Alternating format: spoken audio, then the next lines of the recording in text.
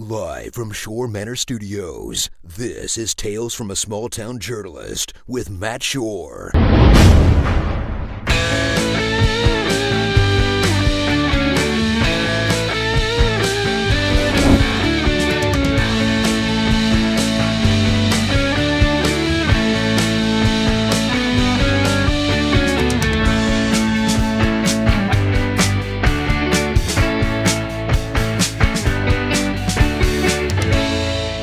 Hi, guys. Thanks for checking out this episode of Tales from a Small Town Journalist, the podcast dedicated to all the weird and wonderful stories you are only going to hear about from reporters working in small communities just like yours. I'm Matt Short, and I was one of those small town reporters for almost 10 years before I finally hung up my camera and my notepad. And in that time, I got to have some really unique and interesting experiences working with the public. And I got to know a lot of other reporters, and they also had some unique and interesting experiences working with the public. Before I go any further, I do want to make sure and mention that this is a listener supported podcast supported strictly by people just like you. There are a couple of great ways that you could show us some support. First off, you could go check out my website, www.mattshore.net, and check out the bookstore. Show us a little bit of financial love. That would be much appreciated. Another great way that you could show us some love is just to help spread the word. Make use of social media in these pandemic times. I used to tell you to go out and shake somebody in person, but right now that is a bad idea. Do not do that. Don't go get in anybody's bubble right now. Let's do it strictly via social media. Use Twitter, Facebook, Instagram, Snapchat. TikTok is a thing now. Anybody out there on Tumblr? Give that one a shot. Any way that you can possibly put the word out about this crazy little podcast, its crazy host, and the crazy stories that we like to tell. We would love to have that. We would appreciate it. This episode, I'm going to be talking with Jennifer Babich from the Leaf-Chronicle newspaper in Clarksville, Tennessee. I used to work at the Leaf-Chronicle, but I left before Jennifer came aboard, so this was really the first meeting for us. First time that's really happened on this podcast for me. Most of the times, everybody I've interviewed, I've actually met at least once before. So this was kind of a unique and interesting experience on top of the unique and interesting experiences that we talk about. Speaking of unique and interesting experiences, there was one story that she told me when I was doing this interview with her that I didn't quite realize what it was until midway into the story from her. And then I realized, oh my gosh, this was a national event that she's telling me about. And she was right there to see it when it happened. Just to give you a little bit of a teaser, if you are familiar with Congressman Michael Grimm, um, you probably already know the story that's going to be told. But if you don't, you're in for a little bit of a treat. It's a salacious and seedy tale about American politics, but isn't that always how it works? Uh, but like I said, it was midway into it that I realized what was happening with this story she was telling me, and it got kind of excited that this particular nationally known tale, I'm getting a perspective that I've not heard before, and I'm getting it right here on my own little podcast. So here at the outset, I just want to say, Jennifer, thanks for that. That was really cool for me. I hope it's cool for everybody listening. One thing I do want to make sure that I say on behalf of fellow journalists as we get ready to move into a different era for America right now. We recorded this interview with Jennifer just a day or two after the riots at the U.S. Capitol in Washington, D.C. And a couple of things that started to come out of that were notions from people sharing them on various social media platforms, Twitter, Facebook, and also new ones out there like Parler, where in addition to inciting violence against the government, which is already bad, I don't want to belabor, like make that somehow seem less, but I felt a little bit of a sort of personal um, attachment to the people that they started targeting. One particular that struck me, it said, and I'm almost quoting this verbatim, that journalists can be viewed as, quote, soft targets, and feel free to use whatever means necessary to subdue and take them out. For whatever it's worth, even though I'm not a full-time journalist now, my heart is always with them. And when I see people threaten them, I feel threatened as well. So um, I don't pretend to be any sort of major national figure or that my stance is going to make any huge difference. But I just want to say to any and all of journalists out there, um, I'm with you. I stand with you, and you will always have my support. Now, I will add a disclaimer that that does not go for pundits on national television who just spout off their opinions. I'm talking about the real journalists, and most especially local journalists working in small towns, plying their trade, just doing their best, first and foremost, to provide for their families. That's their first goal. But secondly, to keep their community informed, uh, to know what's going on. I feel like, these are noble pursuits. The people doing them may not be perfect, but that in itself is an honorable profession, in my humble opinion. It's part of why I started this podcast because, in addition to fun and silly stories that we have working with the public, the work that journalists do is important, and the notion that people view them as enemies of the state is something that always troubled me, always bothered me, and perhaps that's partly what inspired this podcast. It's my humble effort to just let them tell their stories and show people, hey, these are not enemies of the state. These are your neighbors. These are your fellow community members. And like you, they have funny stories to tell about life. And so anyway, I'm gone a little bit too long with this, but it just felt important that in light of all that, and hopefully as we move into perhaps a more peaceful and less turbulent time and work our way out of this pandemic and the difficult time that we went through, especially in 2020, um, that I stand with journalists. I will always stand with journalists, no matter how far gone I ever get from working with newspapers or any journalism for that matter. I will always call for their support and encourage people to look out for them just as they would for their own neighbors. So, that being said, I'll stop being so melodramatic and we'll move into our interview with Jennifer because she really had some great stories and this was a lot of fun. So, without further ado, Jennifer Babich. Okay, I would like to welcome Jennifer Babich, reporter from the Leaf-Chronicle, kind of my old stomping grounds. Been doing it there for a couple years now, so she's outlasted me. But Jennifer, I'll start off. Welcome. Thank you for joining me. Thanks for having me, Matt. I really appreciate it. This is probably the first time I've got to connect with somebody that I didn't have some kind of prior dealing with. So we are meeting for the first time. People are seeing this in real time as it happens. That's maybe kind of exciting. Yeah, or scary, one or the other. It makes for good television and good podcast, one way or the other, right? Right. Well, tell me a little bit about yourself. What you do with the Leaf-Chronicle. Let's go ahead and dive in right now. Okay. So I've been a reporter there for have been 2 years in August. And my background is in journalism, but until I took the job at the Leaf, I was actually a television news executive producer for years. So this was my first foray into print journalism. So that's been a whole new adventure for me and a lot of fun. But I spent about 20 years or so in all now working in journalism and in one form or another, and have gotten to see everything from small town America to big cities, and kind of everything in between. So it's been a fun ride. Well, I got to ask because I have a very small bit of experience working in television journalism. I worked for a TV studio for maybe 4 to 5 months before I got my first job at a community paper where I grew up.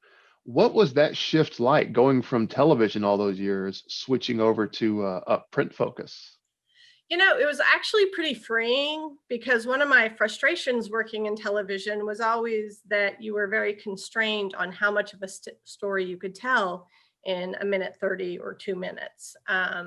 So that doesn't give you much room to really delve into an issue or tell someone's full story. And with the exception of the time that I worked on special projects teams where we got to do more long form work, the average television news story is a minute and 30 seconds. So, that's how much of a story you can tell. Yep, I get that. Yeah. So, but speaking of that and your experiences there, let's hear some of this. What are some of the standout experiences that you've had either in television or in print? I will give the floor to you. Or which one you'd like to start off with? Okay. Well, one of my early experiences, and this is, of course, it was my first job out of college. I went to Arizona State University. the Walter Cronkite School there. And my very first job in television was in the Phoenix News Market. I worked on the assignment desk at the Fox affiliate there in Phoenix. And, I'm fresh out of college. This is all very exciting to me. Every time a reporter is going live from our newsroom, my friends are calling me saying, "Wave to us, we can see you in the background," which they thought was no end of cool, and I thought was very embarrassing, but fun still. But I remember being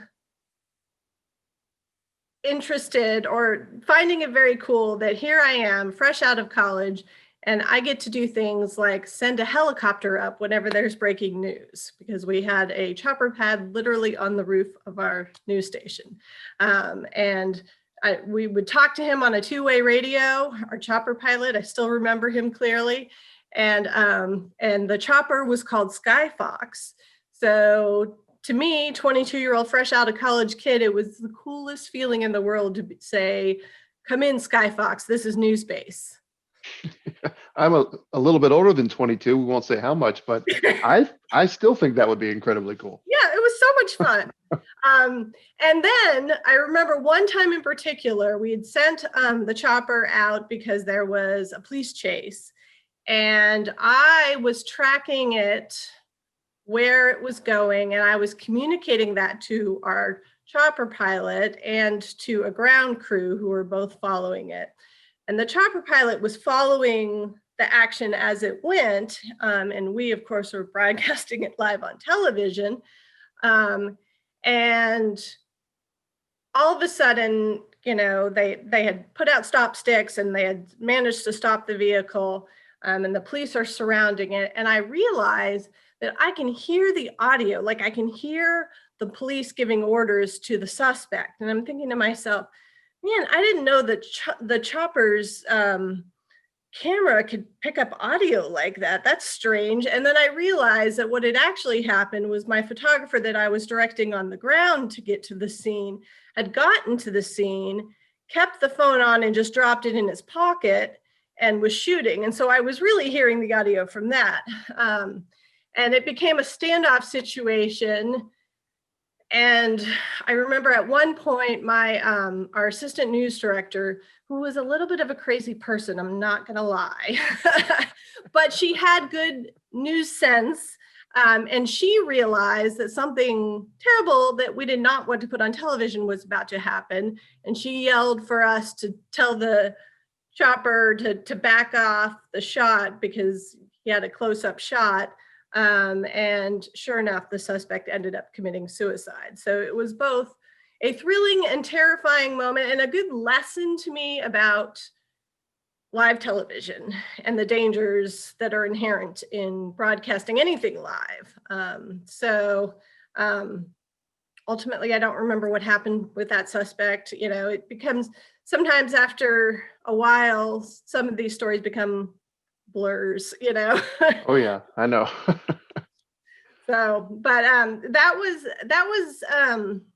it was both an interesting moment for me, but then also it was a good reminder of the power of the medium and the fact that as journalists, we have to be really careful about what we put on television and how we put it on television. And I think the same holds true in newspaper. You have to be very careful about what you cover and how you cover it. And, words and messages and images have power. They do, yeah. I can remember a time that I was putting something together, or I was actually editing something for somebody else that was going out on the internet, and I had marked off all these stuff that should have been confidential. I marked it off as they called it notes, what you did, so that it wouldn't appear on the internet, but it was still stored in the archive in case we needed the information. For whatever reason, some kind of glitch in the matrix or whatever, everything went out. Like all the notes, personal information, not to mention things that hadn't even been edited. It was just raw notes that had been taken and just all went out online. And there was this 10 to 15 minutes of people freaking out in response to it. And that was a real, both embarrassing and horrifying moment for me. Yeah, and I think one of the things that people forget is the people that work in media are human beings too, and they make mistakes, and we don't always get it right. And when we get it wrong, we try to fix it. But, I've always maintained that if the work that everyone did in their jobs on a day-to-day basis were broadcast for everyone to see or put out on the internet for everyone to see, we'd all understand that we're all human and nobody's perfect. So I take a lot of pride in trying not to make mistakes and doing the best I can to be balanced and fair in my coverage of things. But, mistakes happen, unfortunately. Thankfully, I haven't had any big mistakes. So that's that's probably key. I think one of the big keys with them, like you said, and when I tell people which ones that I would put my trust in, like what I always think is two things. First off, are they trying to be truthful? Like, are they really trying to present an objective light on something? And at the same time, when they get it wrong, because people will get it wrong, it is going to happen. They're not perfect. What's their response? Do they try to set the record straight? Like, are they make some kind of an effort to be as genuine and forthcoming as they can? And if they fulfill those two requirements, I'm not looking for perfection, but if they do that, I feel like that medium, that journalist, that newspaper, that radio, that television, whatever, I feel like they're trustworthy. Yeah. It can be tough to determine, but Yes, and credibility is a big issue these days. And in some cases, we as journalists do ourselves disfavors in terms of, how we do our jobs. And then in other cases, I think it's slightly unwarranted criticism. Journalists, like everyone else, you're going to find people who are good at their craft and people who aren't as good, and everything in between. So I think as a news consumer, you do have to be discriminating, and you do have to look for things that not only reflect your beliefs but also challenge your beliefs, and seek a variety of sources. Yep, definitely. But getting back to television, because I didn't get to have a whole lot of experience. I want to hear any other exciting stories. It might be hard to beat a police chase, though. Oh, no, I do have a better one. And it's kind of relevant this week, given what the big news this week is from the Capitol.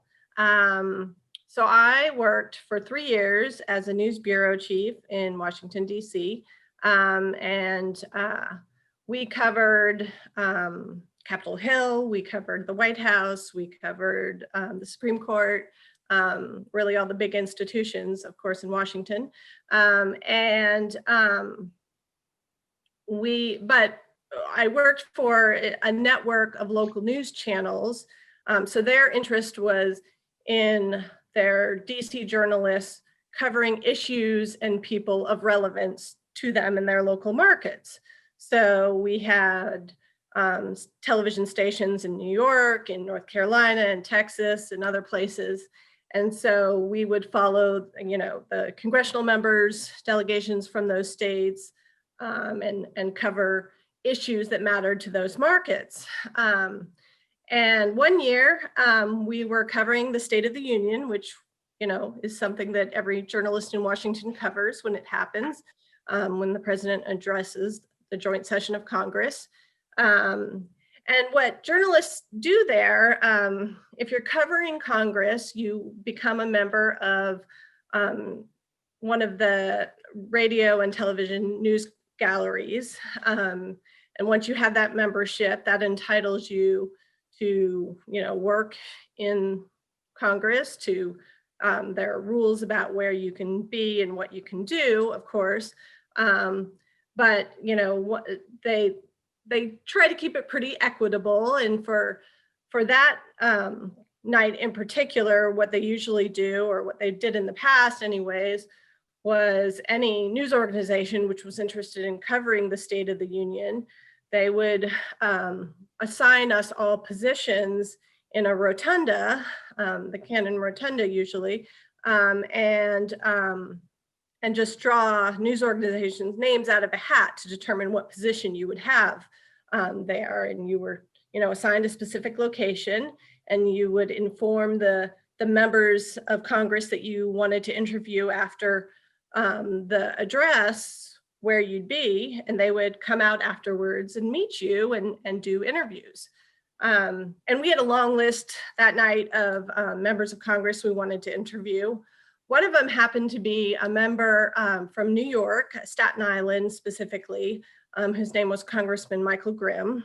And he had, in addition to wanting to talk to him about the State of the Union, we were also interested and had been trying to get him to talk to us for several weeks on the status of an investigation into some campaign finance irregularities. And he had been ducking us and trying to get out of it and not really responsive. So we determined, okay, we know he's coming that night. We're going to ask him our questions then. So my reporter, his name was Michael Scotto, was ready, had his list of questions. I think there was a team of 4 of us there. And Michael Grimm, Representative Grimm, was actually the first lawmaker to show up that evening to our camera position. So I remember my reporter told him, hey, we're going to tape this whole thing and just air it as live, not air it live, immediately turn around the tape and air it immediately afterwards. So, everything in this interview is going to go on television. And he understood what that meant. And they started the interview. He's asking him questions about the State of the Union. He's asking him the questions that the congressman expected. And then he started to ask him the question that the congressman did not want to answer. And the congressman got mad and he stormed off camera. So my reporter then, because this was all going to go on television, had to turn and address the camera and explain what he was about to ask and why the congressman didn't want to answer. And Congressman Grimm overheard him and stormed back on camera and backed him up to the railway of the rotunda and threatened to throw him over. I remember this. Yes, unfortunately, we caught that all on camera. Or fortunately, depending on how you look at it. Yes, it became quite the story that night. And I remember I was standing close enough that I could see the confrontation when it happened, but far enough away that I couldn't hear what Congressman Grimm said. But I remember thinking, because I was his manager, the reporter's manager, and I remember thinking, if he lays his hand on him, I'm going to have to intervene. I can't let him touch my reporter. And he didn't do that, but he did threaten him. And then he stormed off again. And my reporter came and told me what happened. And I said, oh, well, this is, we're going to have to let some people know what's happened here. And,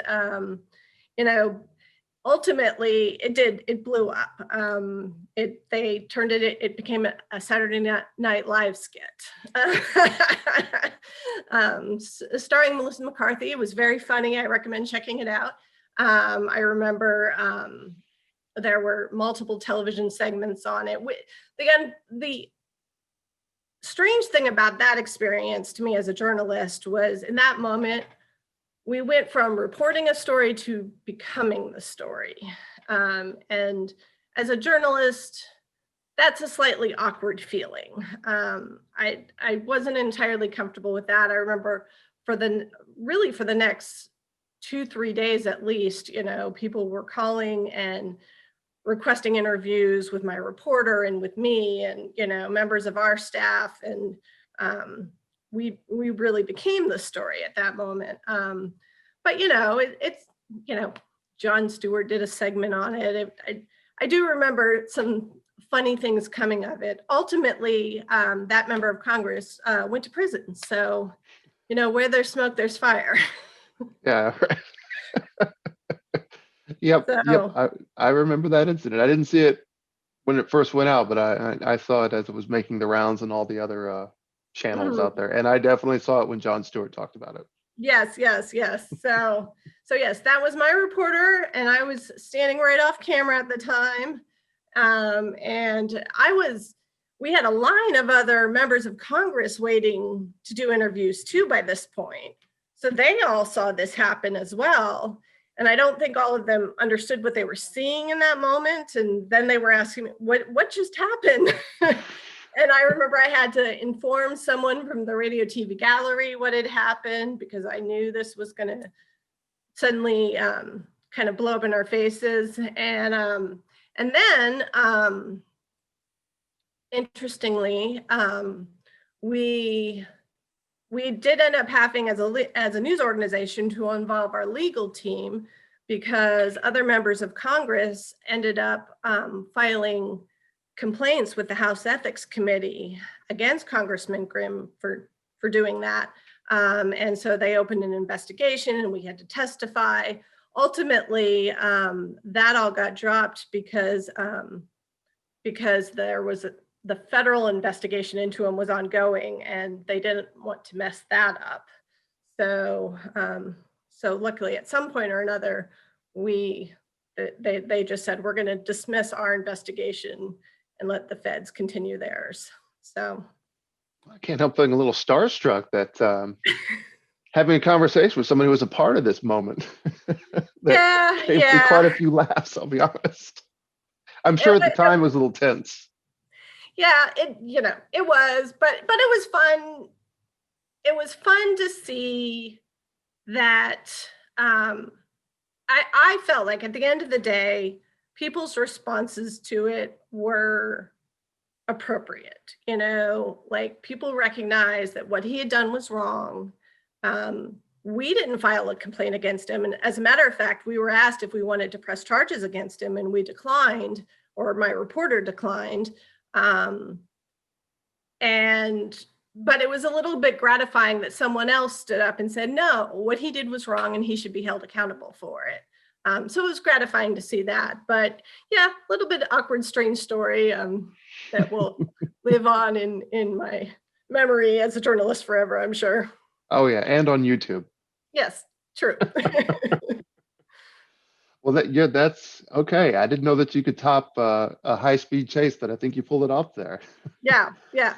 And so, as far as my time here, though, goes, and I know your focus is on small-town journalists, I would say that the craziest thing that's happened to me here in Clarksville at the Leaf-Chronicle was definitely our coverage of the Kirby Wallace manhunt. That was a crazy story and a crazy time, and led to some strange coverage afterwards. I was asked at one point to do some reporting on who was Kirby Wallace. And as you might expect in a case like that, I mean, he was someone who had killed some people and, was on the run, and had created a lot of mayhem for local law enforcement. And what I came to find out was that he had had a very unhappy life and lived a very unhappy existence. And at one point, I had been directed to interview a woman that had apparently become something of a mother figure to him. And I went to her home, and she was a little bit older, and it looked like maybe standing was a little bit more difficult for her. So she invited me in, and I thought, okay, I'll come in so she can sit down while we talk. And it was one of those classic horror movie moments for me, because I walk into her house and I'm like, wow, this woman is a hoarder and has a zillion animals that she apparently doesn't pick up after. And it was both sad and terrifying at the same minute. Yeah. And I remember going back to my newsroom and saying to my editor, I need to go home and take a shower, and then I can write this story. So good. You never quite know what you're going to encounter. That's true. No 2 days are the same. Right. Apparently at all levels of journalism, it's always a surprise at some point. Yeah. And I've been watching, of course, the past year with the pandemic and with the election season and the civil unrest and what just happened at the Capitol and the bombing in Nashville, and the tornadoes in Nashville, like it's been a very busy news year for news people, nationally, internationally, and here at home. And I think in some ways it's been a really exhausting year for everyone. So, it's every time you think you can catch your breath, something else happens. Well, I'll second that. I saw a great comment from somebody. They said, it's been a tough year when you see the words Nashville strong and you don't know what it's for. Yeah. Yeah. It's been a rough year when that happens. Yes, that is true. That is true. So, I felt very badly for my colleagues at the Tennessean on Christmas Day, who, were so great about jumping in and providing some wonderful news coverage of the horrific events of that day. But it was their Christmas too, and although I'm sure some of them were on duty, some of them weren't. And even the ones who were on duty probably anticipated having a kind of slow, sleepy news day. So the fact that they all, without a second thought, I know, just jumped into action and did what they do best is really commendable. Oh yeah, you're right. It doesn't matter, if it's your day off, if something of that level happens, then there's a good chance you're getting called in. Yeah, That's how it goes. Hands on deck. Yeah, more and more these days, in fact. Yeah, and the challenge at the Leaf, of course, is, we're a pretty small staff. So, there's, something like the Kirby Wallace Manhunt, for example, that involved most of our staff right there. So, anything else on top of that would be difficult, if not impossible to cover.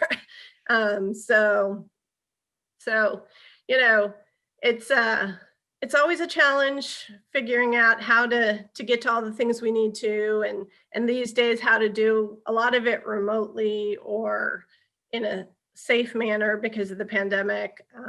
But that there's a lot of gratifying things about having the ability to tell people's stories and to convey important information to people.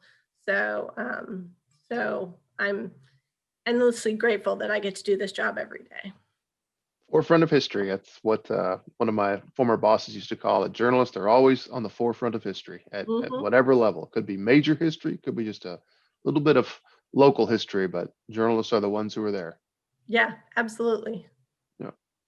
Well, this has been really great. Thanks so much for joining me. I don't want to cut you off, though. If you have any other great stories you'd like to share, I'll let you do it. And I don't know if I can even tell my own stories at this point. I feel like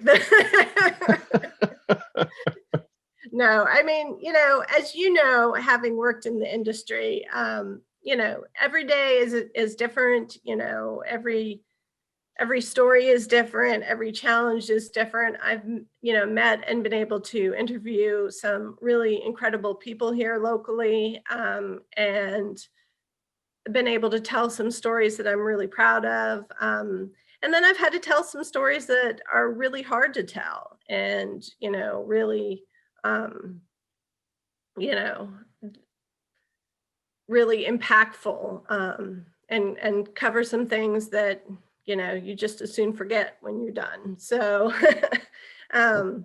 but it's always an interesting job, and I always appreciate when people are willing to trust me with their stories. Very good. Well, thanks so much. This has been really good. I appreciate you taking the time to talk with me, and keep up the great work. Thank you. And I think it's important what you're doing with podcasts like this, letting people get to know the journalists that cover their communities. So thanks for doing this. Oh, you bet. It's a humble effort, though, but thank you. All right. Thank you, Jennifer. Thanks for taking the time to speak with me and sharing a few of your accounts, some of them, in my humble opinion, rather fascinating. So appreciate that. Keep up the great work. Keep up doing all that you do.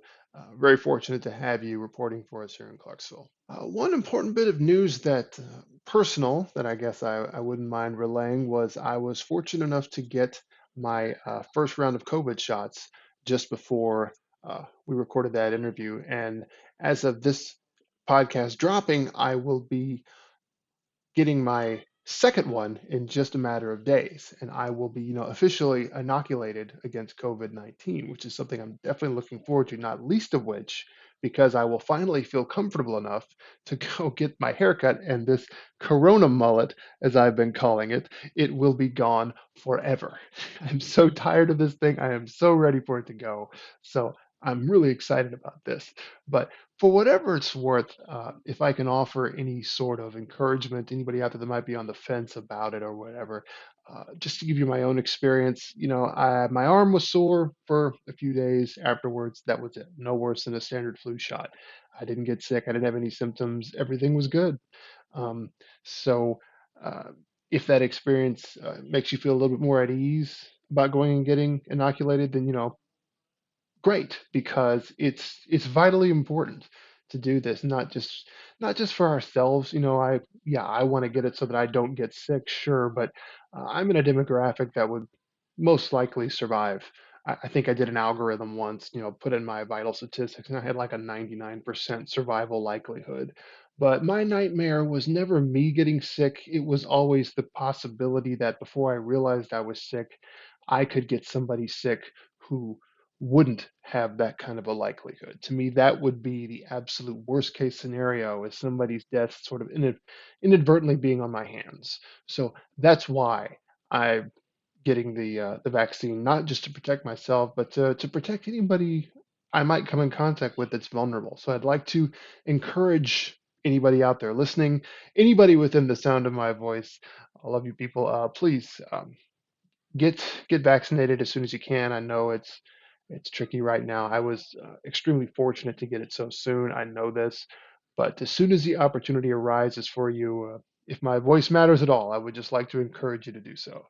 So that being said, we'll move on to the closing portion of this podcast where I bring up the cheap plugs. As always, please be sure to like, follow, and subscribe to all of our social media channels. This podcast's official Twitter is at Journalist Tales, so be sure to follow us there for news, updates, and just general tomfoolery. We're also part of Schorr Manor Studio on YouTube, where all of our episodes are now stored in their entirety and with video. So look us up there or go to tinyurl.com/Schorr Manor YouTube. Speaking of Schorr Manor, our official Facebook page is facebook.com/Schorr Manor. Check us out there for news about this podcast, my other publications, and the kooky, spooky shenanigans that my family and I like to get into.